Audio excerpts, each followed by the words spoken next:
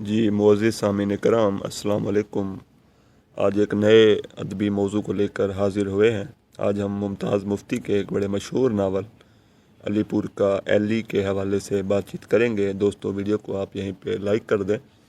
دوستو یہ ناول 1961 میں شائع ہوا۔ اردو میں نفسیاتی و جنسی رجحانات کے تحت بہت سے ناول تحریر کیے گئے ہیں۔ یہ ناول اپنے مخصوص موضوعات، اسلوب اور تکنیک کے باعث خاصے معروف ہیں، مگر ممتاز مفتی کا نام علی پور کا ایلی اس لحاظ سے منفرد ہے کہ اس میں مشہور ماہر نفسیات سیگمنڈ فرائیڈ کے نظریات کے اثرات جا بجا دیکھنے کو ملتے ہیں۔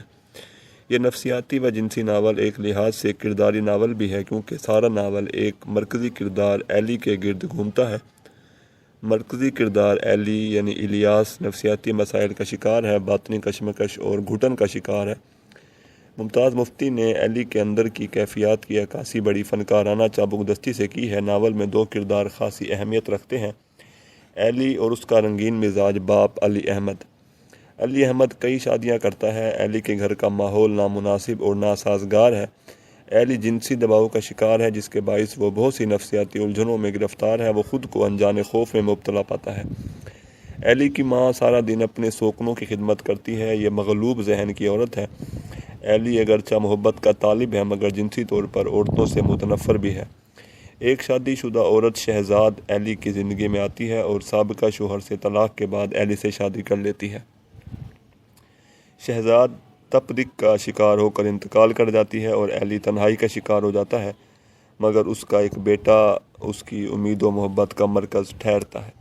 ڈاکٹر ممتاز احمد خان اپنی مشہور کتاب آزادی کے بعد اردو ناول حیت، اسالیب اور رجحانات میں لکھتے ہیں، نفسیاتی و جنسی رجحان پر کسی حد تک یہی ناول پورا اترتا ہے، کیونکہ اس میں ممتاز مفتی نے فنی لحاظ سے جنس نگاری کے تقاضوں کو پورا کیا ہے۔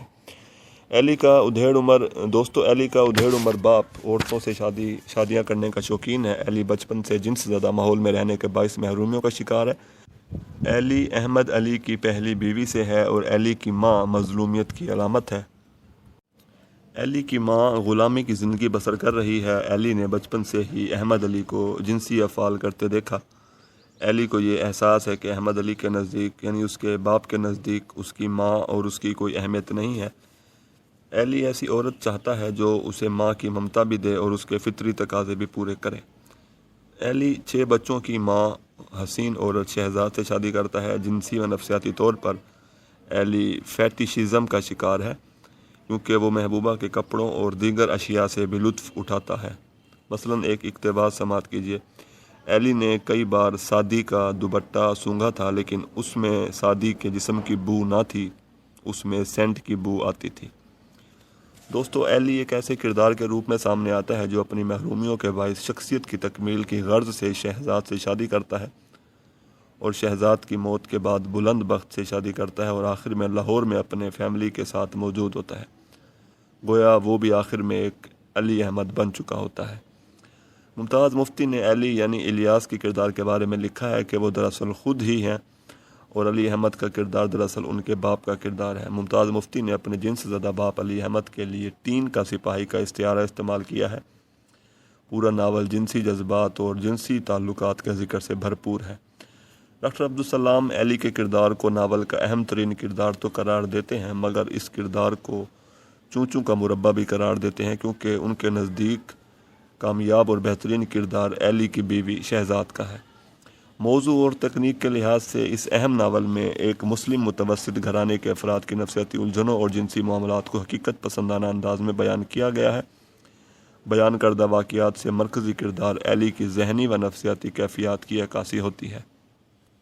ناول کے اسلوب میں سلاست، روانی اور طنز و مزاح کے ساتھ گفتگی اور سادگی بھی موجود ہے۔ پرتاثیر مکالمے ہیں اور عام فہم روزمرہ زبان استعمال کی گئی ہے۔ واقعات کی وسعت، پھیلاؤ اور تنوع کے باعث پلاٹ تھوڑا کمزور محسوس ہوتا ہے، مگر دلکش انداز بیان کے باعث دلچسپی آخر تک برقرار رہتی ہے۔ جنسی پہلوؤں کے باوجود اسلوب ایسا ہے کہ تلذذ محسوس نہیں ہوتا۔ وہ اشاروں، کنایوں میں گفتگو کرتے ہیں۔ ممتاز مفتی نے جگہ جگہ شعور کی رو کی تکنیک کا بھی استعمال کیا ہے۔ قصے کی بیجا طوالت اور الجھاؤ کے باعث ناول کا معیار گر جاتا ہے۔ واقعات میں نظم و ربط کی کمی محسوس ہوتی ہے۔ کہانی میں فطری ارتقاء کا فقدان ہے۔ ناول صرف حقائق اور واقعات کو پیشکش کر دینے کا نام نہیں، بلکہ ان واقعات میں نظم و ترتیب ہو، پلاٹ جاندار ہو، کہانی میں فطری ارتقاء بھی ہو۔ اس لحاظ سے دیکھیں تو علی پور کا ایلی میں حقائق و واقعات کو کسی نظم و ترتیب کے بغیر بس پیش کر دیا گیا ہے۔ علی پور کا ایلی ممتاز مفتی کی آپ بیتی بھی ہے، جس میں انہوں نے 1905 سے 1947 تک کے حالات و واقعات کو ناول کے پیرائے میں بیان کیا ہے۔ اس ناول کو جدید دور کا فسانہ آزاد بھی قرار دیا جاتا ہے، جبکہ ابن انشا نے اس ناول کو اردو ناولوں کا گرو گرنتھ قرار دیا تھا۔ اس ناول کی اہمیت کے پیش نظر ڈاکٹر سہیل بخاری نے کہا تھا کہ جس نے یہ ناول نہیں پڑھا اس نے کچھ نہیں پڑھا۔ یہ ناول اشفاق احمد کی تحریک پر لکھا گیا۔ موضوع کے لحاظ سے اس بے حد اہم ناول پر سگمنڈ فرائڈ کے نظریات کے اثرات واضح محسوس ہوتے ہیں۔ انہوں نے جس طرح مرکزی کردار ایلی کو پیش کیا ہے وہ ان کے مشاہدے، تجربے اور فنکاری کا ثبوت ہے۔ ممتاز مفتی نے جنسی افعال کے اظہار کے دوران بھی ادبیت کو برقرار رکھا ہے۔ علی پور کا ایلی کو نفسیاتی و جنسی رجحان کے حامل ناولوں کا نمائندہ ناول قرار دیا جا سکتا ہے۔ شکریہ۔